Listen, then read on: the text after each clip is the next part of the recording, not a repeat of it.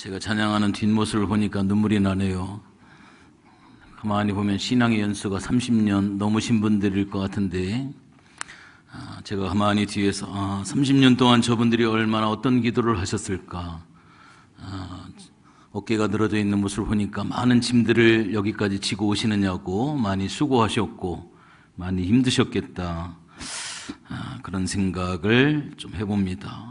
그러다 보니까 다리도 구부러지시고 허리도 구부러지시고 참 가슴이 짠하네요. 그냥 수고하셨습니다. 하늘의 상급이 크실 겁니다. 하나님께서 귀한 면류관을 준비하고 예비하실 겁니다. 빨리 가시라는 얘기는 아니에요. 그냥 때가 돼서 가십시오. 때가 돼서 주님 부르실 때. 그러나 분명히 하나님께서 크신 상급으로 주님께서 맨발로 분명히 마중나오로 환영하실 것을 분명히 압니다. 우리가 인생을 살다 보면 참 평탄한 삶이 없어요. 만나서 보면 참 저 사람은 문제가 없었겠지, 저 사람은 그래도 편안하게 살았겠지 라고 생각을 하지만 10분만 대화를 해보면 그 사람 나름대로의 사연이 있더라고요. 그 사람 나름대로의 아픔이 있고 그것을 내놓지 않기 때문에 그렇지, 각자 나름대로 그게 어떤 사람이 볼 때에는 굉장히 조그만 일일지는 모르지만 그거는 아니에요. 그 사람의 입장에서는 참 큰 일이고 힘든 일이고 고통스러운 일입니다. 그런 위기가 있고, 또 우리는 다 거룩한 것 같지만 하나님 앞에는 다 부끄러운 그러한 죄인입니다. 그래서 죄를 안 짓고 살아가는 사람이 어디가 있겠습니까? 그래서 이 죄로 인하여서 낭망하기도 하고 쓰러지기도 하고 고통스러워하기도 하죠. 저는 사람을 죽인 사람도 한번 상담을 한번 해봤습니다. 사람을 죽였는데 그게 발각이 되지 않은 거예요. 그리고 넘어가 버리고 말았습니다. 그러나 그러한 사람도 상담해봤고, 교도소에 가서 그 젊은 아이들 온몸 전체에 문신이 되어 있는 그런 아이들을 침례를 줘보기도 했습니다. 그 많은 사연들을 가지고 있습니다. 넘어지지 않는 사람이 과연 어디가 있을까요? 그러나 중요한 것이 하나가 있습니다. 그것이 바로 뭐냐면, 아무리 위기를 만났었고 아무리 아픔을 경험을 했고 남이 알지 못하는 큰 죄를 저질렀다 할지라도 사후 관리를 잘 하셔야만 됩니다. 하나님의 은혜는 어디에만 있느냐? 잘 신앙생활하고 잘 열심히 하고 하는 사람들에게만 하나님의 은혜가 있는 게 아니에요. 성경을 쭉 보면 제가 여호수아를 통해서 계속 이야기를 하면서 무슨 은혜? 제 나름대로 재생의 은혜다, 하나님이 새롭게 하시는 재생의 은혜, 하나님이 은혜를 한번 줬어요. 그런데 그 은혜를 묵사발을 시켜버리고 말았습니다. 우리의 죄와 우리의 연약함으로 인해서 하나님이 주신 은혜를 가볍게 여겨서 그것을 소홀히 해버리고 말았어요. 하나님의 은혜의 가치를 내가 상실해버리고 말았습니다. 그러면 그것으로 끝나느냐? 성경은 그렇지 않더라고요. 하나님은 또다시 우리에게 은혜를 주십니다. 그것을 재생 은혜라고 이야기를 하는 거예요. 여호수아서 5장의 말씀에 보면 하나님께서 이스라엘 백성들에게 할례를 행하게 하시죠. 우리가 인생에 풀리지 아니하는 문제들이 있을 때에는 반드시 우리가 어떻게 풀어야 되느냐, 두 가지가 있습니다. 여호수아서 5장에 보면 할례라고 하는 것이 있고 그 다음에 유월절이라고 하는 그러한 것이 있습니다. 이 할례라고 하는 것은 우리가 다른 말로 이야기를 하면 침례를 이야기를 하는 거지요. 이스라엘 백성들이 광야 40년 동안 얼마나 하나님을 배역을 하고 하나님 앞에 불신을 했고 하나님의 미움을 얼마나 많이 받았습니까? 그러나 이제 이스라엘 백성들이 가나안 땅을 향하여 하나님의 약속의 땅을 향하여 가야 하는 그런 상황이잖아요. 이렇게 가서는 안 되잖아요. 그러니까 하나님께서 은혜를 또 주시는 거예요. 어떤 은혜? 할례를 해라 너희들이. 하나님과의 언약의 백성으로서의 다시금 기회를 주시는 거예요. 그래서 남자의 성기의 표피를 잘라내는 것처럼 내가 이제까지 하나님 말고 내가 의지했던 다른 것들, 그것을 잘라내라고 하는 거예요. 그것을 결단하라고 하는 거예요. 내가 그것을 어떤 다른 것을, 내가 의지했던 것을 온전히 자름으로 통하여서 하나님의 언약의 백성이 되게 하는 그러한 표시, 이게 바로 뭐냐면 할례입니다. 오늘날로 이야기를 하면 침례라고 하는 것을 이야기할 수가 있죠. 성부와 성자와 성령의 이름을 통하여서 내 자아를 완전히 죽이고, 성막으로 이야기하면 물두멍이에요. 번제단을 통과를 해서 내가 예수님 앞에 어떻게 됐습니까? 구원받은 하나님의 사람이 됐어요. 그 다음에는 그것으로 끝나느냐? 물두멍으로 가야죠. 물두멍을 통하여서는 내 자아를 죽이는 거예요. 내 육성을 죽이는 거예요. 그거를 통과해야지만이 성소에 갈 수가 있습니다. 성소에서부터는 하나님의 공급이 있는 거예요. 떡상의 말씀의 공급이 있고요, 순금 등대의 햇빛의 공급이 있고요, 향단을 통해 하나님의 도우심이 있습니다. 우리는 성전 뜰만 밟는 신앙, 그냥 번제단만 왔다 갔다 하고 거기서 만족을 하고 이게 신앙의 전부다라고 생각하는 그러한 경향들이 너무나도 많이 있습니다. 대부분의 많은 성도들이 물두멍을 통과를 못하는 거예요. 신앙생활 10년을 했고 20년을 했음에도 불구하고 내 자아를 죽이지 못하고 끊임없이 내 속에서 육성이 살아 역사를 하고요, 내 자아와 내 고집과 내 혈기와 내 이러한 것들 물두멍에서 해결하지 못하니까 성막을 못 들어가는 거예요. 말씀의 공급이 없고요, 이 비춰짐의 순금 등대의 은혜가 없는 거예요. 하나님 앞에 깊이 들어가는 향단의 은혜가 없는 거예요. 그것으로 끝나면 또 안 되죠. 지성소에 들어가면 하나님이 새롭게 주시는 양식이 있습니다. 그러니까 이 성전 뜰에서 먹는 게 따로 있고요, 성막으로 들어가면 떡상의 은혜가 또 따로 있고요, 성소에 들어가면 성소에서 먹는 음식이 또 따로가 있는 거예요. 하나님이 예비하신 만나가 있는 겁니다.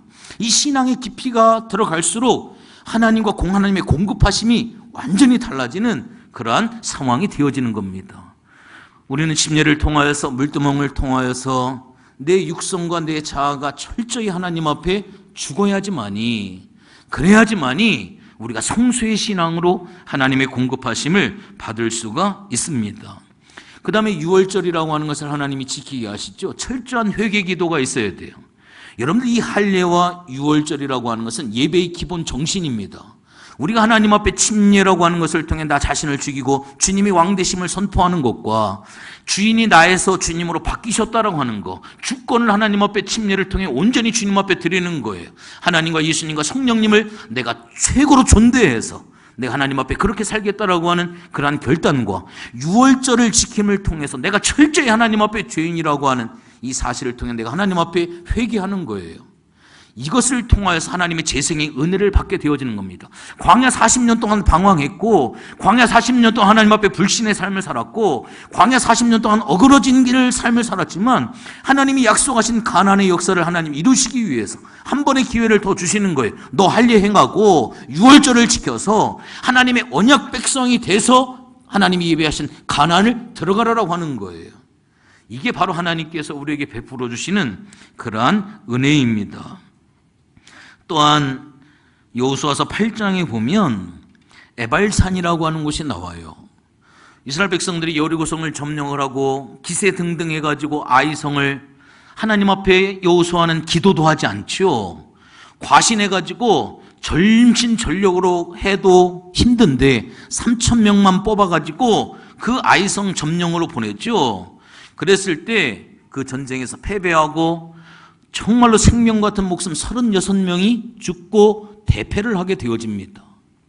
그랬을 때 하나님께서 실패한 거 아니에요. 그들이 과신을 했고 그들이 교만을 했던 거 아니에요. 완전히 실패한 그러한 삶입니다. 그런데 하나님께서 여호수아를 통하여서 에발산에서 하나님 앞에 제단을 쌓게 하시죠. 그래서 그 에발산에서 하나님 앞에 번제와 화목제를 하나님 앞에 아이성 패배 후에 하나님께서 에발산에서 하나님 앞에 번제와 화목제를 드리게 합니다. 이스라엘은 두 가지 산이 양쪽에서 쳐다보고 있어요. 하나는 그리심산이 있고요, 하나는 에발산이 있습니다. 요한복음 4장에 보면 수가성의 우물가의 여인이 물어보잖아요. 저들은 그리심산에서 예배를 해야 된다고 옳고 우리는 여기서 예배를 해야 된다고 옳고 도대체 어디 가서 예배를 하는 것이 옳겠느냐. 그리심산은 축복을 이야기를 하는 것이고 에발산이라고 하는 것은 저주를 이야기하는 거예요. 축복을 선포하는 게 그리심산이고 저주를 선포하는 게 에발산입니다. 그러면 여호수아가 그리심산이 있고 에발산이 있는데 어디에 가서 예배를 드려야지 맞는 거예요. 순리적으로 볼 때 그리심산에 가서 예배를 드려야 될 거 아니에요. 축복의 산이니까. 그런데 여호수아가 그리심산이 아니라 에발산에 가서 예배를 드린단 말이에요. 저주산에 가서 예배를 드린단 말이에요. 여기에는 굉장히 깊은 뜻이 있습니다. 이게 바로 하나님의 재생의 은혜예요. 너희가 아이성 싸움에서 실패했지만, 에발산이 저주의 산이지만 하나님 앞에 번제를 드리고 하나님 앞에 화목제를 드림을 통하여서 하나님의 은혜를 회복하라고 하는 거예요. 저주의 산이지만 거기서 축복을 선포하라고 하는 거예요. 저주를 축복으로 어떻게 하라고요? 하나님과의 관계 속에서 축복으로 바꾸라라고 하는 거예요. 우리의 인생이 실패의 삶이고 죄악으로 인하여서 도저히 회생 불가능한 그러한 삶이지만 그 상황 가운데서 벌떡 일어나서 하나님의 축복을 선포하고 하나님의 은혜를 다시 한번 경험을 해라. 그게 바로 여호수아서 8장에 나오고 있는 에발산에서 하나님 앞에 번제를 쌓고 화목제를 드렸던 그러한 은혜의 산이다라고 하는 이 사실입니다. 그런데 거기에서 하나님 앞에 제단을 쌓을 때 8장 31절인가요? 거기에 보면 다듬지 아니한 쇠 연장으로 다듬지 아니한 그러한 것으로 하나님 앞에 제단을 쌓아라 라고 이렇게 이야기를 하고 있습니다. 우리가 하나님 앞에 예배를 드릴 때도 얼마나 많은 것들을 다듬잖아요. 바로 하나님 앞에 내 모습 이대로 주님 받아주시옵소서, 내 죄악된 모습 이대로, 내 모습 이대로 주님 앞에 다듬지 말고 하나님 앞에 통회하고 자복하는 심정으로 죄인된 모습 그대로, 연약한 모습 그대로 다듬지 말고 하나님 앞에 그렇게 제단을 쌓고 하나님 앞에 그렇게 예배를 드리려고 하는 거예요. 다른 거 하나 섞이지 말고 가장 순수하게 하나님과 나와의 관계 속에서 하나님 앞에 그렇게 내 있는 모습 그대로를 그렇게 하나님 앞에 드려서 하나님 앞에 예배를 드려라 라고 하는 그러한 메시지를 이야기를 하고 있습니다. 지난주에 제가 도피성에 대해서 말씀을 드렸습니다.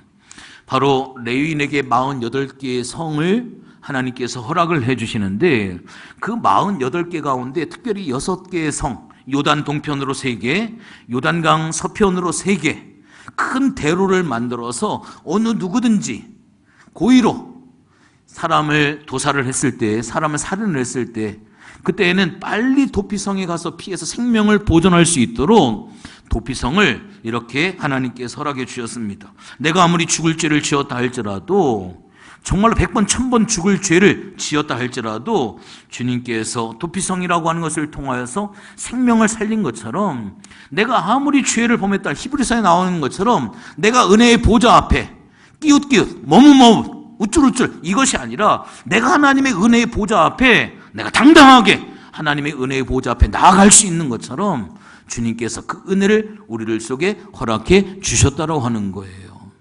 여러분들 부모, 여러분들 자식들이 학교에 가서 20점 맞고 왔어요. 그래도 그 다음날 되면, 그날은 좀 기가 죽어 있지만 그 다음날 되면 또 기가 살아가지고 밥 달라고 하지요. 우리 같으면 밥 못 달라고 할 것 같은데, 한 3일은 굶어야 될 것 같은데 당당하지요. 왜? 자식이니까. 자식이니까, 당신은 부모니까 밥을 달라니까. 내가 점수를 못 맞았다 할지라도 당신 사명은 밥 주는 거고 내가 또 열심히 할 테니까 뭐 이렇게 당당하게 밥을 달라고 하고, 필요하면 돈 달라고 하고 수업료 달라고 하고 막 당당하게 하잖아요. 마찬가지로 우리가 하나님 앞에 죽을 죄를 져도 다시금 하나님의 은혜 앞에 당당하게 나올 수 있는 이 은혜를 하나님께서 오늘 우리들 속에 허락해 주셨다고 하는 겁니다.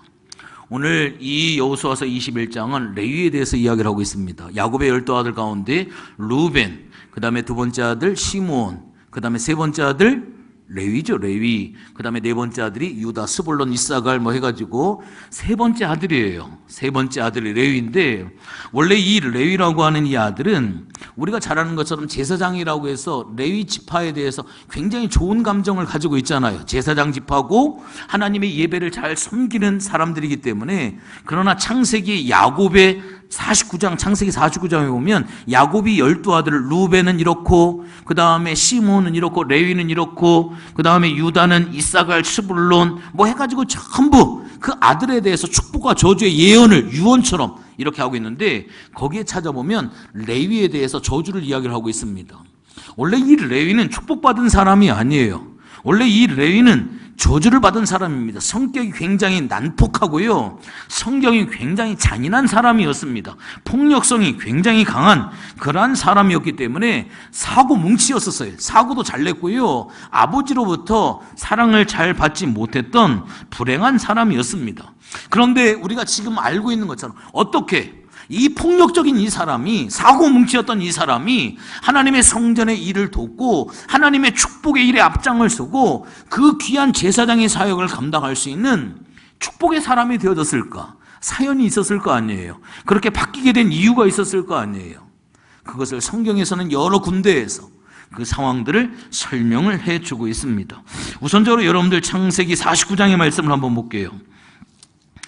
창세기 49장 5절, 6절, 7절이 레위에 대한 야곱의 유언입니다. 창세기 49장 5절, 6절, 7절의 말씀을 한번 보세요. 5절, 6절, 7절 같이 봉독합니다. 시작. 시몬과 레위는 형제요, 그들의 칼은 폭력의 도구로다. 내 호나 그들의 모의에 상관하지 말지어다. 내 영광아 그들의 집회에 참여하지 말지어다. 그들이 그들의 분노대로 사람을 죽이고 그들의 혈기대로 소의 발목 힘줄을 끊었음이로다. 그 노여움이 혹독하니 저주를 받을 것이요, 분기가 맹렬하니 저주를 받을 것이다. 내가 그들을 야곱 중에서 나누며 이스라엘 중에서 흩으리로다. 이게 누구의 기도라고요? 아버지 야곱의 기도예요. 아버지 지금 야곱이 자기 아들, 세 번째 아들 레위에 대해서, 이 레위는 폭력이 있고 분노가 있고 잔인해서 얘는 저주받아야 돼, 뭉쳐 살지 못하고 흩어질 거야 라고 하는 그러한 예언을 하고 있습니다. 여러분들 보세요. 이 레위 지파는 원래 저주를 받은 그러한 사람입니다. 그 배경이 창세기 34장에 나와 있죠. 우리가 잘 알고 있는 것처럼 세겜성 추장의 그 여동생을 어떻게 세겜에서 여동생, 그러니까 이 레위의 여동생이죠. 야곱의 하나밖에 없는 유일한 외동딸 디나가 강간을 당하게 되어지죠. 그래서 여기에 대해서 복수를 하려고 시몬과 레위가 작당을 해가지고 세겜성 추장을 찾아가서, 당신들도 우리가 똑같이 할례를 하면 이 혼사가 성사가 될 것이다 해가지고 할례를 받게 하죠. 굉장히 고통스러운 때, 할례를 받고 2, 3일 지나서 가장 극심한 고통이 있을 때 시몬과 레위가 칼을 가지고 와서 그 세겜에 있는 할례를 받은 남자들을 전부 도륙을 하는 그러한 사건이 일어납니다. 사람을 죽이고 재물을 약탈을 하게 되어지죠. 이 사건이 주변에 소문이 나게 되어지면서 주변국들로 인하여서 이 야곱이 엄청난 위기와 어려움을 당하는 그러한 계기를 시몬과 이 레위가 만들게 되어집니다. 그래서 오늘 야곱이 창세기 49장 5절, 6절, 7절에 바로 이 시몬과 레위의 사건을 두고 그들을 저주한다 라고 하는 그러한 이야기를 하는 거예요. 그런데 오늘 본문의 말씀, 이 여호수아서 21장에 보니까 땅을 분배를 할 때 제비를 뽑는데, 오늘 이 제비를 뽑기를 통하여서, 이거는 누가 한 게 아니에요. 제비를 뽑는데 그 야곱의 예언이 제비 뽑기를 통해서 그대로 성취가 되어지는 그러한 모습을 볼 수가 있습니다. 그러니까 이 모세는 레위를 굉장히 사랑을 했어요. 레위를 굉장히 사랑을 했는데 하나님이 정하신 이 하나님의 예언의 이 정하신 이것을 뒤집어 놓을 수는 없는 거예요. 아무리 모세가 레위를 사랑을 했어도 그 야곱이 예언한 그대로 예언이 성취가 되어지는 그러한 모습을 오늘 본문을 통해서 볼 수가 있습니다. 12지파가 자기들이 받은 분깃의 일정 분량을 떼가지고 레위 지파에게 준 거예요. 그게 48개 성읍입니다. 그 48개 성읍 가운데 6개의 성읍을 이제 도피성으로 이렇게 만들게 되어지죠. 비록 레위인들은 모여서 사는 것은 이루지를 못했어요. 비록 예언대로 그들이 각자 전국에 흩어져 살아갈 수밖에 없는 그러한 처지는 되었지만, 그들이 흩어져 있는 그곳에서 다른 지파들을 전부 섬겨가면서 하나님의 제사장의 역할을 잘 감당할 수 있는 그러한 일을 그들이 하게 됐습니다. 그렇다고 한다면 어떻게 이렇게 변화가 되어지는 계기가 과연 어디에서 있었을까? 출애굽기 32장의 말씀을 통해서 보면 알 수가 있습니다. 모세가 시내산에 올라가서 십계명을 받게 되어지죠. 십계명을 받고 내려와 보니까 이스라엘 백성들이 아론을 막 협박을 해가지고 금송아지를 만들게 합니다. 그리고 금송아지를 하나님이라고 대신해가지고 그들이 춤추면서 그 하나님을 섬기는 모습을 십계명을 받아가지고 내려왔던 이 모세가 그것을 보게 되어지죠. 십계명은 거기서 완전히 박살이 나게 되어지고 모세가 너무나도 화가 난 거예요. 그래서 성경의 말씀 출애굽기 32장 26절의 말씀을 보면, 이에 모세가 진 문에 서서 이르되, 그 우상 숭배하는 그 모습을 보고 십계명이 깨지면서 이제 모세가 이야기하는 거예요. 누구든지 여호와의 편에 있는 자는 내게로 나오라 하며 레위 자손이 다 모여 그에게로 가는지라. 모세가 그들에게 이르되 이스라엘 하나님 여호와께서 이렇게 말씀하시기를 너희는 각각 허리에 칼을 차고 이 문에서 저 문까지 왕래하며 각 사람이 그 형제를 각 자기의 사람이 자기의 친구를 각 사람이 자기의 이웃을 죽이라 하셨느니라. 그러니까 그들이 하나님 앞에 범죄했을 때 모세가 이야기하는 거예요. 너희 중에 누구든지 허리에 칼을 차고 나올 수 있는 사람 나와라. 그래서 네 형제들을 칼로 죽이라 이거예요. 그때 어느 누구도 나오지를 못했습니다. 어떻게 형제 자매를 어떻게 죽일 수가 있겠어요? 아무리 저기를 해도. 그때 누가 나섰냐면 28절에 보니까 레위 자손이 모세의 말대로 행하며 이날의 백성 중에 3,000명가량이 죽임을 당했다. 누구든지 여호와의 편에 있는 자들은 칼을 차고 나오라고 했을 때 레위 사람들이 칼을 차고 나온 거예요. 그리고 자기 형제, 자기 이웃들을 쳐 죽이기 시작을 하는데 몇 명을 쳐 죽였냐면 3,000명을 쳐 죽인 겁니다. 그때 모세가 한 이야기가 있어요. 출애굽기 32장 29절에 보면 모세가 이르되 각 사람이 자기의 아들과 자기의 형제들을 쳤으니 오늘 여호와께 헌신하게 되었느니라. 그가 오늘 너희에게 복을 내리시리로다. 자기 형제를 죽이고 자기 이웃을 죽인 일에 대해서 모세는 뭐라고 이야기를 했냐면 잘했다라고 하는 거예요. 헌신했다라고 하는 거예요. 하나님의 큰 복이 너희들에게 임할 것이다 라고 하는 그러한 이야기를 하는 겁니다. 이해가 안 되시죠? 어떻게 이런 일이 있을 수가 있겠느냐라고 하는 거예요. 동족을 죽인 이것은 있을 수도 없는 살인마죠. 적군들도 아니고 같이 40년 동안 밥을 먹었던 사람들, 같은 형제들, 생사오락을 같이 했던 사람들, 그러한 사람들, 특별히 우상숭배 앞에 그 금송아지 앞에 절을 했던 그러한 사람들을 3,000명을 지금 쳐 죽인 거예요. 아무리 잘못했어도 그렇게 할 수가 있겠느냐? 여호와께 헌신을 했다라고 하는 거예요. 여러분들의 생각으로 하나님을 이해하려고 하면 참 이해 못할 것이 너무나도 많이 있습니다. 우리가 자꾸 이성으로 내 생각으로 하나님을 자꾸 가둬버리고 이해하려고 하는데 이게 빨리 깨지셔야만 돼요. 내 생각이 자꾸 깨져야 되고 내 이성이 자꾸 깨져야 되고 내 경험을 자꾸 성경에 끌어들여가지고 아니 내 경험은 이게 아닌데 성경은 절대로 이게 해석이 안 돼 버립니다. 하나님의 마음을 가지셔야 되고 하나님의 심정으로 성경을 봐야 돼요. 왜 그랬는지 아세요? 하나님께서는 이스라엘 백성들을 출애굽을 할 때 하나님의 소원이 뭐라고요? 하나님의 소원이 제가 계속 이야기를 하잖아요. 하나님의 소원은 이스라엘 백성들이 전부 제사장 되기를 원하셨던 거예요. 그들이 제사장이 되어서 열국을 섬기를 원하는 것이 하나님의 소원이었습니다. 이거를 여러분들이 잊어버리시면 안 돼요. 여러분들 신앙생활하는 거 지금 여러분들 제가 계속 하나님의 대행자가 돼야 되고 하나님의 구속사에 쓰임받아야 된다고 하는 거 계속 말씀을 드리잖아요. 그냥 나 혼자 신앙생활하는 거 이거 중요한 게 아니에요. 하나님은 나를 제사장으로 불러주셨습니다.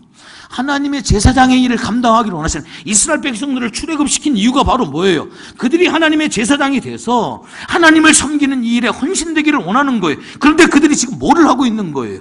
우상을 섬기고 있잖아요. 그들이 하나님의 제사장이 되기 위해서 그들을 출애굽을 시켰고 40년 훈련을 시켰고 가나안 땅을 예비를 했고 그렇게 하기 위해 하나님의 소원과 목적이 있었는데 그들이 엄한 일을 하고 있는 거예요. 하나님의 가슴을 지금 굉장히 아프게 하고 있는 거예요. 하나님의 기대를 완전히 꺾어버리는 거예요. 우상 앞에 절을 하고 있고 우상 앞에 막 하고 있는 거예요. 하나님이 그래서 분노를 하시는 거예요. 그래서 죽이시는 거예요. 그리고 그 제사장의 역할을 누구에게만 제한하는 거예요. 하나님이 속이 좁아서가 아니에요. 그거를 레위 사람들에게만 제한을 시켜버린 거예요.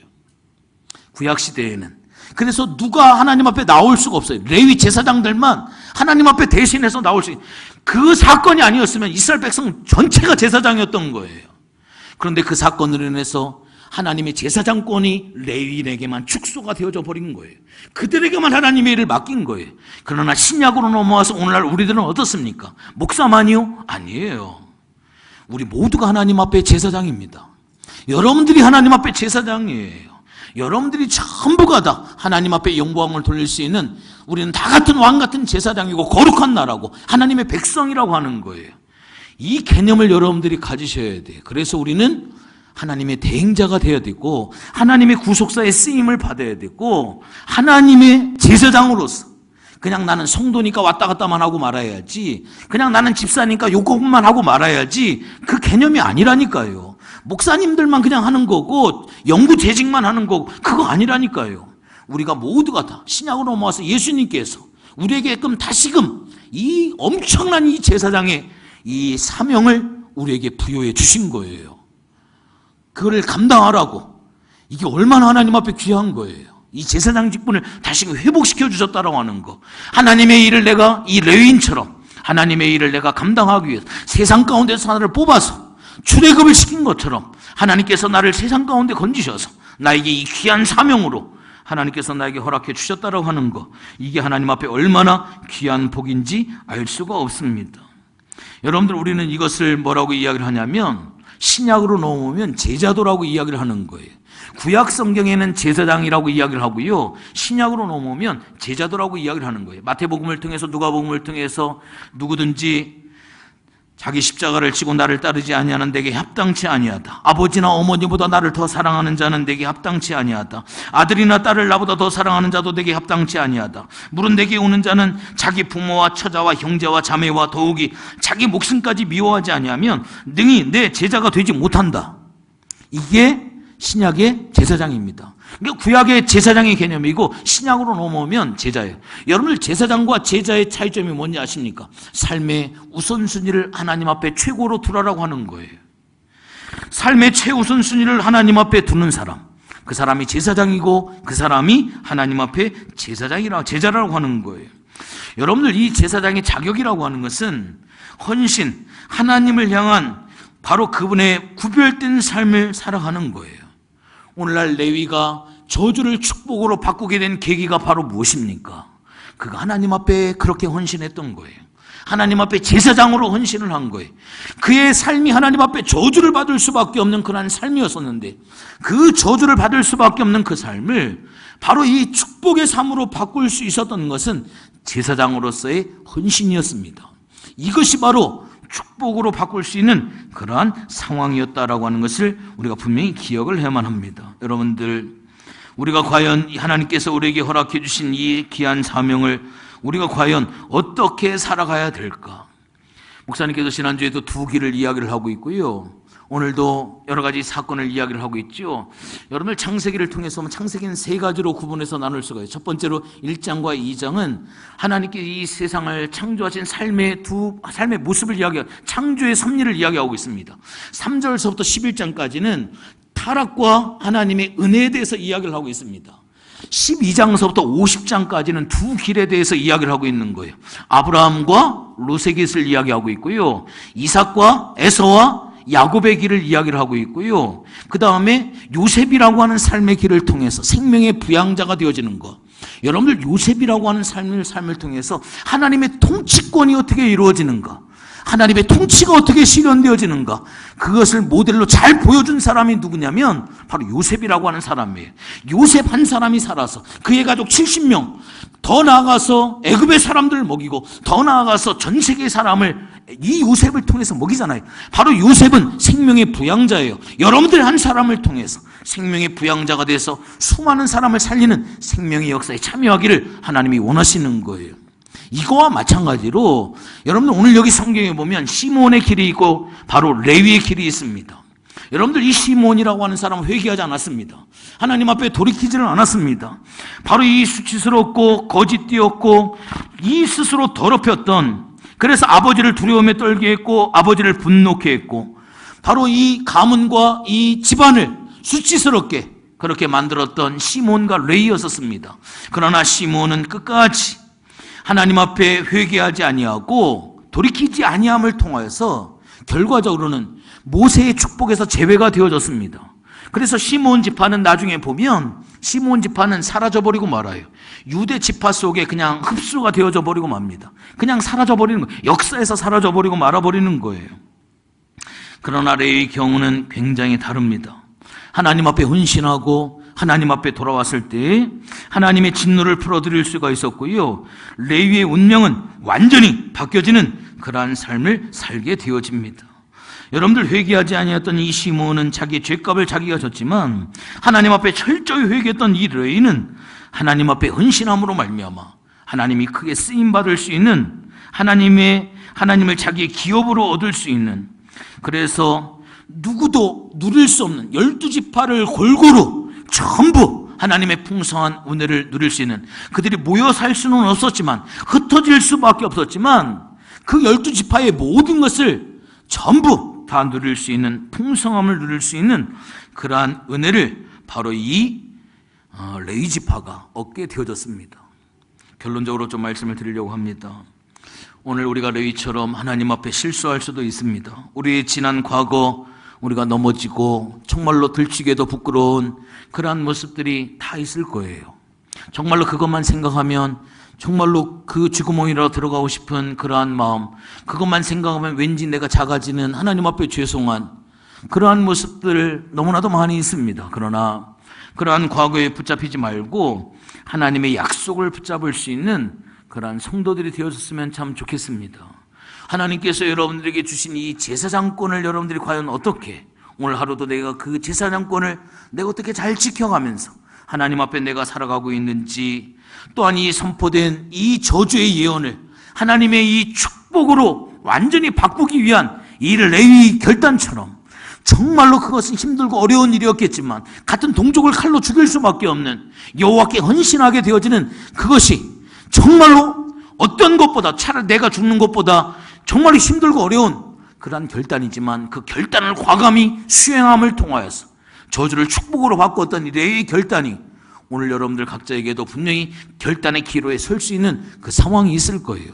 그때 내가 하나님 앞에 어떠한 결단을 내가 하나님 앞에 내릴 수가 있는가? 부모와 자식을 하나님보다 더 사랑하지 아니야. 하나님보다 더 사랑하면 제자가 되어줄 수가 없다. 형제 자매를 미워해야 하고 부모와 형제를 미워해야 하는, 그렇다 미워하라는 얘기가 우선순위 가운데에서 하나님보다 더 앞서는 부분들을 할 일을 통해 완전히 잘라내는 것처럼, 하나님 앞에 그렇게 결단하고 내 삶의 매 순간마다 내가 하나님 앞에 어떻게 그렇게 살아가야 될 것인가, 그 결단할 수밖에 없는 그 기로 속에서 그 결단이 내 신앙의 삶을 이끌어가고 하나님의 축복의 통로가 되어지는 그러한 은혜를 우리가 분명히 누리게 되어질 겁니다.